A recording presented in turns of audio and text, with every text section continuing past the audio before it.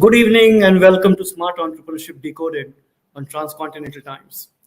Over the last 27 weeks, we have journeyed and listened to insights from investors, entrepreneurs, bureaucrats, lawyers, all people from the startup ecosystem, or people who generally mentor young minds in India.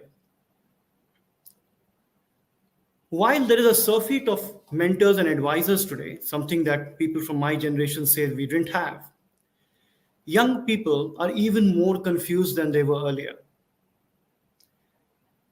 I find it ironical that with this huge mass of Indian leaders who are leading global companies, young people from India, especially entrepreneurs, are not only confused, they try to copy templates that they get off YouTube from some foreign speaker or some foreign motivational speaker or mentor who has no correlation to Indian culture, ethos, and the value system.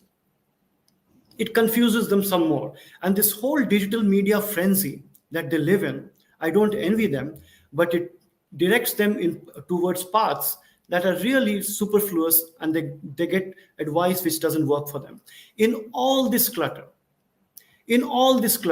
I was delighted to come across one voice of sanity and reason who doesn't say go faster, but says go slower, who talks about love, compassion, empathy, character building, and things like that, which are not sexy, not something that young people or people want to hear about, but that is what creates careers, that is what creates lives. He's also a living example that you can follow your passion and achieve as much in the second half of your life, even if you went into a government job or something that you thought was a compulsion rather than a choice. He doesn't need any introduction. His books, best-selling books, are a testimony to itself. His TEDx talks have 4 million views. I'm delighted to welcome Vivek Atray to our show tonight. Welcome, Vivek. Thank you, Nalin. The way you said my name was perfect. I say it the same way, Vivek Atray. Good. At least I got some things right.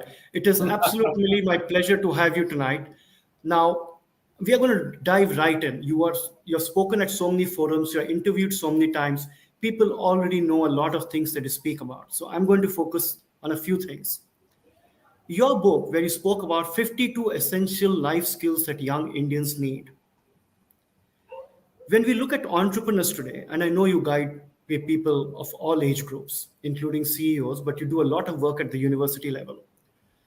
When you look at entrepreneurs today or people, young people wanting to make something out of their lives, which of those skills do you think are the most in need today? Nalin, it's a very good question. I'm glad you pulled me deep into the deep end right away. And it's very important that we talk about this.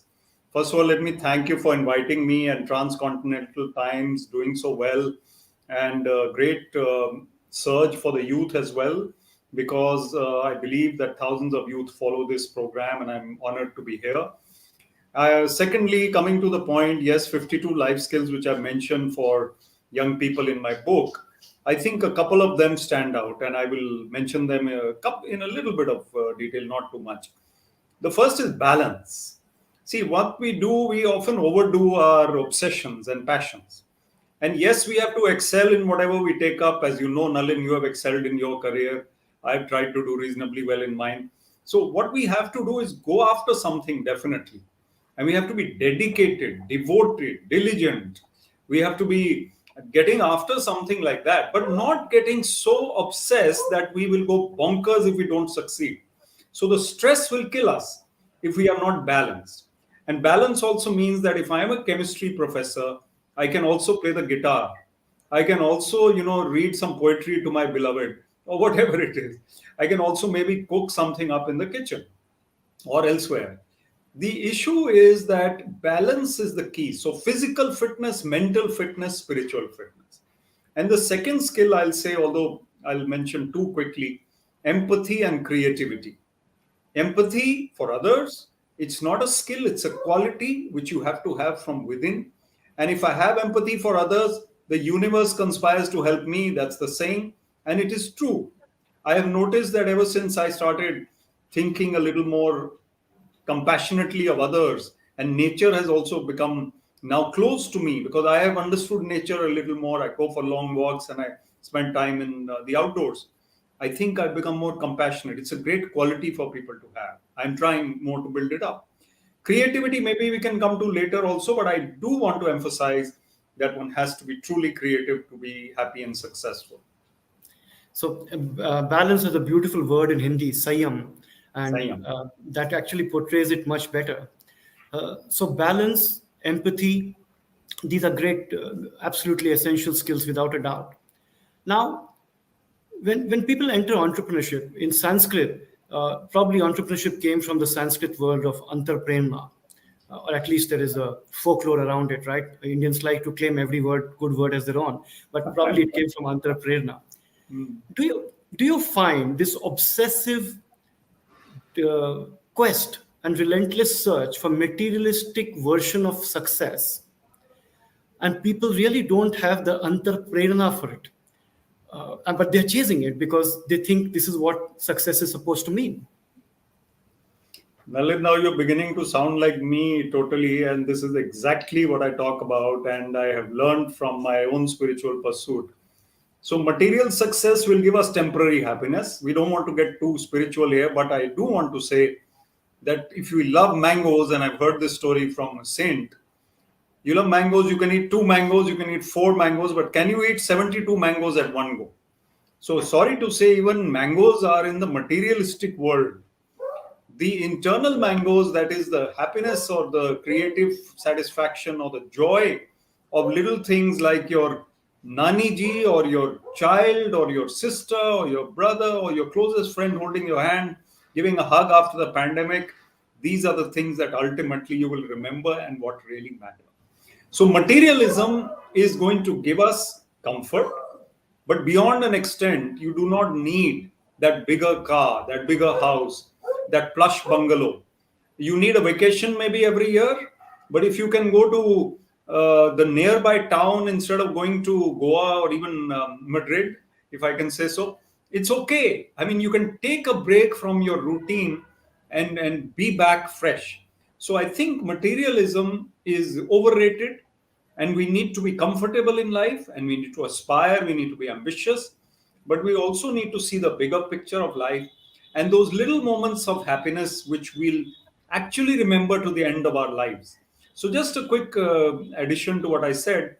My teacher in class 9, and I was a new boy, shifted from Delhi to Chandigarh, St. John's High School, Irish brother Murray teaching, and I was nervous. Everybody looked at me, that who's this guy from Delhi? And he asked a question. And that question, I knew the answer. I raised my hand. I said, in the offing. I remember the answer, in the offing, something which is to come. So he says, good boy. Now my nervousness went away. I felt delighted that I'm accepted here. The boys looked at me with new respect. I remember it till today. That good boy emanating from his lips is worth more than any appreciation letters of IAS, of many other things that you get, of any material benefits or accomplishments. So I think one needs to realize that. So you make an important point about material desires, giving only temporary satisfaction. It's one of the reasons why a lot of people in their midlife, after they have achieved material success and achieved what they set out to do when they were young, they feel a void. They feel something's missing. And I have a famous quote that I give from the boxer Mike Tyson when he went to jail after being accused of rape. And a journalist asked him, why did you do this? And he said, old too soon, wise too late. And that's one of the things, right? How soon do you become wise? And that's probably the difference between careers that don't take off in cricket, because I know you're passionate about it. If Vinod Kambli versus Sachin Tendulkar. Ultimately, life, it will boil down to not who advises you, but who you will listen to. And the first person you need to listen to is yourself. And most people don't do that. Anyway, our audience is here to listen to you today. Talk to me about your new book. Now, this one is not about life skills, but this one is about your life experiences. It is through your journalistic journey. You have explored so many aspects and you've compiled them into this beautiful book which was launched just 3 weeks ago in Chandigarh. I was in town and I missed it. My loss. Talk to me about this book. What made you write this book, and what do you think people can get out of this? Nalin, thank you very much. But before I talk about my book, let me say you speak so well yourself. You're so accomplished. I must have you on my show. I know it's very irregular for me to say this in the middle of a show, but I've started a show called the Good Vibes Show, and you emanate these good vibrations. So sometime during the next few months, I'm going to have you there. As I a would police like. siren is going by, so good vibrations as well as police vibrations are all part of the game of life. So, my book is called It's Still a Wonderful Life.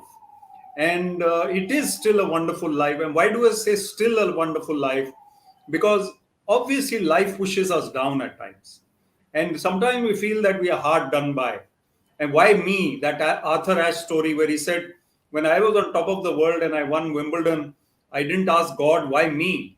Now, when I'm critically ill and dying, he was dying. He said, I have no right to ask God, why is this happening to me? What a great attitude. So, the attitude to life should be that despite everything that happens to us, it is still a wonderful life. And we have friends, we have family. Everybody has somebody who they can thank for whatever they are, whatever they have, whatever they've been through. And the good times and the bad times are all part of life. Life is unpredictable as long as we live on this earth. We should accept that.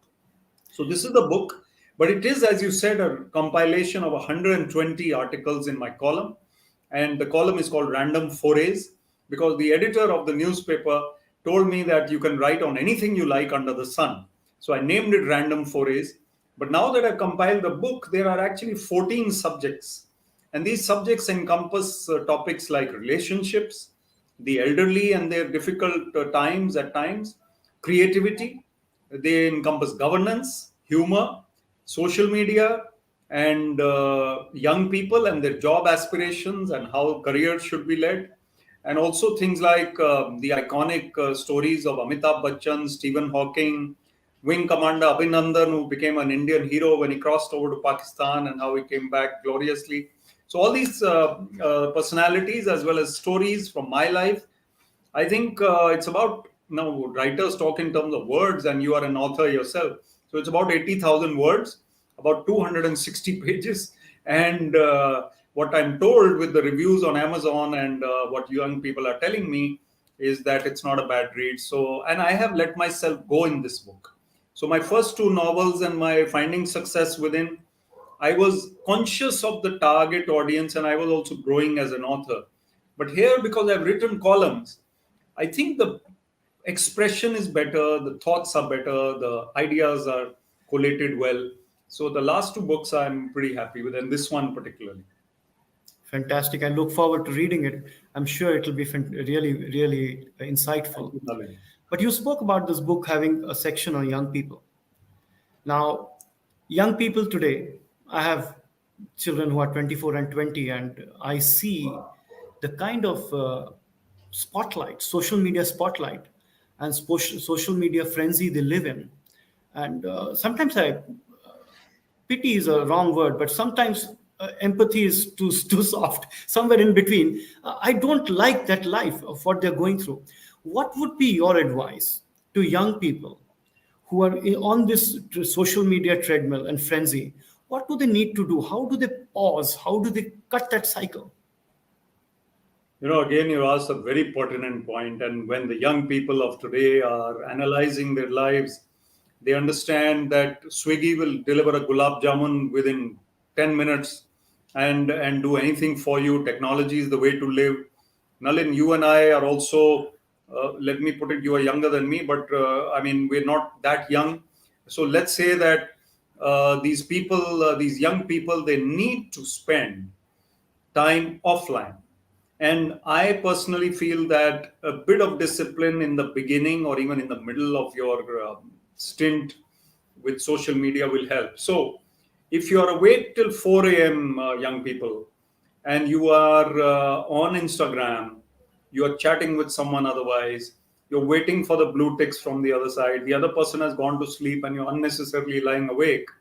I mean, you need to get a life. And as I said earlier, overdoing anything is not a good idea. Balance is the key. Now, I love Instagram. I have large numbers of followers on LinkedIn, Instagram, Facebook. So I love being there, but I also have to be disciplined and extricate myself from the clutches of social media, if I can put it that way. And sometimes we tend to overdo it. And my wife is much calmer. So I learn from her at times. She will leave her phone in another room. I can never leave my phone. It has to be with me. So I think we all need to be more harsh with ourselves when it comes to social media. We need to be the masters. And I've spoken about artificial intelligence and the human experience, where we might have a chip implanted in our wrist, unfortunately, or fortunately, in a few years from now, and that will become our smartphone. We still remain human beings. So we have to get a life. And I would say sports, physical fitness, reading books, company of friends, calling on. We've stopped calling on people for a cup of tea as we used to in India. Phone kiya, hum log aa rahe hain, we're coming for a cup of tea. I mean, the guys are just, yeah, please come. So no formalities. So all these things have reduced, and social media's grip has increased. We need to remain the masters of social media, and young people can do it by making determined efforts and especially getting into outdoor exercise. I think that really helps. Very, very true. Growing up, I had never heard the words depression and things like that, or even heard of a psychiatrist. Though when I was young, very often, if I was young in these times, my parents would be sending me to one pretty soon. But I had never heard of it when I was young. Let's shift focus a bit. Let's talk about leadership, corporate, spiritual, social, economic, whatever leadership in general. To my mind, you can coach a leader on a lot of things, but a couple of things I find either people have it or they don't have it, and I just want to pick your brain on that. One, clarity of thought. I believe it's a gift. I find it difficult to coach people on that. And the other is I can teach them entrepreneurial skills, but I can't teach them how to be an entrepreneur.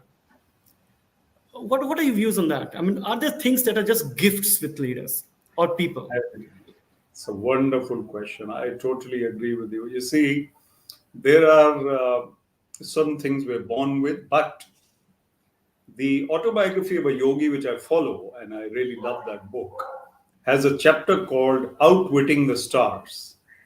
Now, we are born with certain traits. It is said we are born under certain sun signs, certain destiny, but we can improve our destiny, he says.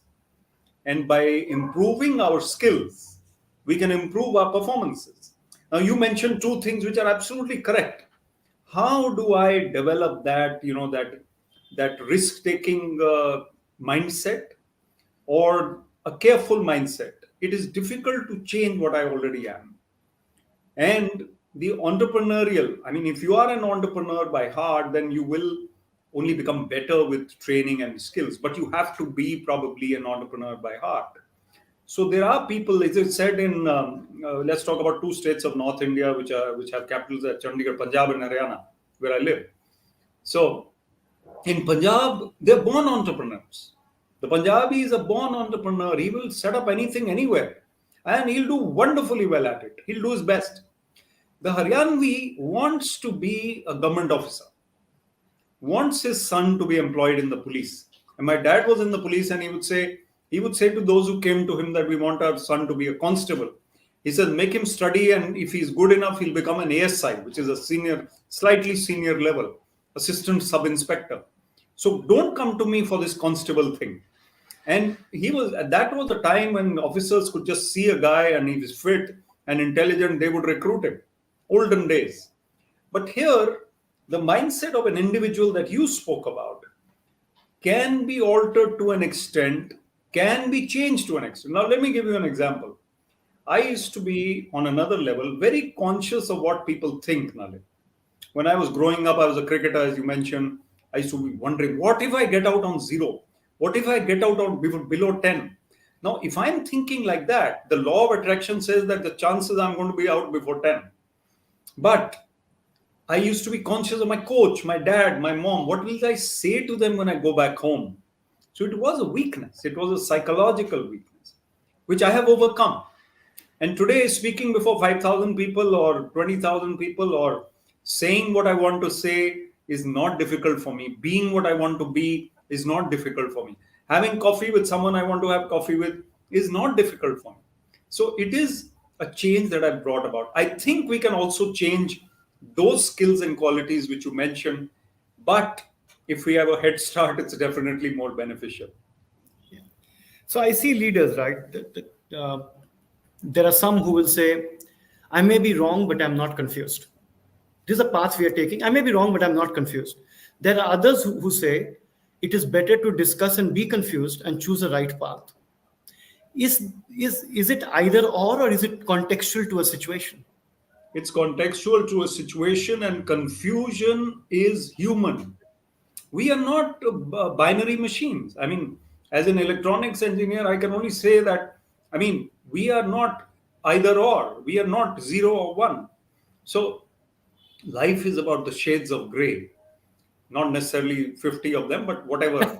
We need to understand that these are gray areas. So there is nobody who's completely a leader. He will have some shortcoming or she will have some shortcoming, some fear factor. And there is nobody who is totally a zero in leadership. He will have some quality which will make him go forward. So I think that even decision making is about, gut instinct also. You have the facts before you, you go by the logic, but ultimately you have to take a call, and that risk or that call has to come, and that is something which we need to know about. So it's not either, confusion is fine, but confusion has to be cleared by the leader ultimately. He can be confused as hell, and he can change his decision by morning, and he was not able to sleep at night, but when the time comes he has to decide and deliver. That is leadership. So let's look at it in your own life. You mentioned that you were not born in an entitled family. You had to make your own path through the Haryana Civil Services, then the IAS, and then you voluntarily left with a very successful career. But initially, you always were looking up to for validation from others, whether you were doing well, whether you were doing right, like you mentioned on the cricket field. So when you're going through a successful career like this, and you're probably at the peak of your, prowess, skill, etc., what clicks that makes you leave and follow this? I mean, of course, when I did that, my wife called it madness. I'm sure your wife had a politer word for it. But what clicked? What made you do it? It's a risk, right? You could have very well sat there all your life with a pension. You don't really need to step out. There's no point doing it. So what made you take the risk? Because it is not about financial stability, it is not about achievement, but by stepping out, you have risked social condemnation, shame, embarrassment, so many things, right? So how does one think at that stage? Nalin, it's a wonderful question again. I must compliment you on your interview. This is super, going very well, and you're bringing out the best from me. Now, this question comes to me every time, but the way you've put it, people called it a bold decision politely. What they meant was you're very stupid, and you said madness. Now, my wife, let to credit to her, she took about a year to be convinced. 1 year. I took 4 years in all to convince and plan and everything. I knew that I'm going to leave one day. And I did a posting called, as you know, a district magistrate or a deputy commissioner, which is supposed to be the key post in India for an IAS officer. After that, I would have only become senior and senior and senior and sit in the secretariat with the chief minister and the chief secretary and others and listen to their wisdom. Now, here I am, uh, an action man, hopefully. I wanted to do something different. And I realized that I have it in me to be more creative. I also realized on the flip side that youth need to listen to people like me as a motivational speaker. The stresses they're going through, I need to go, you need to go. Younger people need to go and talk to them and tell them it's okay, chill. So I try to use their lingo. I try to connect. And as an IAS officer, I started doing it. I realized I have something in this. So all the conditions were right for me to leave. I also got an assignment as an advisor to a university, advisor and mentor to some other organization. So it worked well for me. But I had to plan. I did not take a rash, drastic step. I'm very glad I did so. I left 4 years later. And let me say that the IAS community, the Sarkari community, the community with which I work, the people, the goodwill which hopefully I accrued is definitely coming in handy now. So, sitting at a cafe, people will just come up to you anyway. Sir, you made my day when I met you in your office 10 years ago. You did that and did that. So that's what makes me, feel that I did the right thing. I'm not losing anything, and I've gained a lot of independence. So I completely agree. People should listen to voices like yours. I call you the voice of reason and sanity in this digital frenzy. But talk to me about something different that I see socially today. So when I go to small young schools, etc., nowadays children get a certificate just for participating and showing up. Okay, that was not how we got it, right? Either you came first, second, third, or you were a nobody. So for any social activity, people get a certificate for just showing up. When this generation comes to the workplace and sees the real world of entrepreneurship or jobs, where does motivation start in this? I mean, how do you even start motivating these people who have been motivated through these frivolous certificates and degrees from KG and lower KG? Yeah, motivation has really nothing to do with them. And you're very right. You see, in India, it is said that when a politician holds a rally, most of the people are there because he promised them free lunch and about 1,000 rupees or 500 rupees, or earlier it used to be 20 rupees. So they didn't come for the certificate, but they came for that. Now, in pandemic times, people wanted more numbers on their shows or on their conferences. They said, okay, e-certificates for everybody. So 500 people attended, right? Now, these things, they matter, but the experience matters more. So I think getting a certificate without having gone through the ropes is meaningless. Without having ingrained what happened at that conference is meaningless. Without having enhanced your skills, it's meaningless. So we need to be. So I often say that it's not what you have or what you say or what you do, but what you are that matters. What you are matters. So the young people of today have to realize that all the while, all these certificates don't matter unless they are becoming better versions of themselves. And that's my answer. Couple of last questions before we wind up.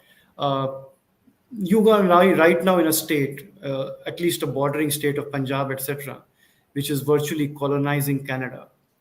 What's your view on this rush to go over and do jobs as station agents and stuff like that? And what's driving this completely? See, I have never had aspirations of living abroad myself, so I really can't understand it. I know that you do, and but Punjab has this aspiration because I think there is a feeling that India is not treating Indians well enough. It is not right. I think the system is not working as well as it should, no doubt. But India is a rich country in terms of people, and people who bond, people who love each other, who care for each other. So a lot of society in India is still very traditional. Families are strong, and I think people should look at that part before migrating to Canada, working at a lower status, as you said, than they would here, and getting a better quality of life physically, materially, but then missing their families. So I often go to youthful gatherings and tell them, yeah, don't go to Algeria or Armenia or America or all these A's and leave the India eye. And, we need to be in India for a substantial period of our lives as Indians. Maybe for a few years you can go and live abroad. But don't do that and then sending money to your parents and meeting them only once in 5 years. So I think it is something which compels Punjabis to go abroad, is the wave that exists. There's still lots of them doing well here. So I think it is not going to be stopped or stalled. But if the state itself improves in various matters, then some will stay back at least. It's true. We are living in India in one of the greatest economic times. Even right now, it's one of the fastest growing economies in the world, and there is these hordes of people trying to find shelter in countries that are growing at half the rate. So Yeah. I find it ironical as well. But we're completely out of time. I'm going to end with my last question to you. Now, with the thoughts you have, and the wide canvas you speak about. And you spoke about a broken system. You can really bring about a larger change only through politics. Is that something you would ever consider? So I have a lot of people telling me to do so, but I think I have ideas of getting into more of thought leadership. And I think thought leadership is more important than political leadership, in my, at least for me. So you can influence a lot of thoughts and trends and leadership decisions if you are relevant enough. We have a think tank called Wawancara, of which General VP Malik, former Army Chief, is the chair. We have eminent people. So I'm into that kind of mode. And I know you're running out of time, but lastly, I'll just say that, I mean, whatever we discuss today is relevant to a large number of people. So I'm going to request whoever watches this show to share it with others, reach out to the youth more and more, and to older people as well. And I'm sure Nalin and I will be very happy to stay connected with you and on social media. So let's stay that. Absolutely delighted to host you, Vivek. Have a great evening and a great life ahead. Talk to you again soon. My pleasure. Thank you very much. Thank you.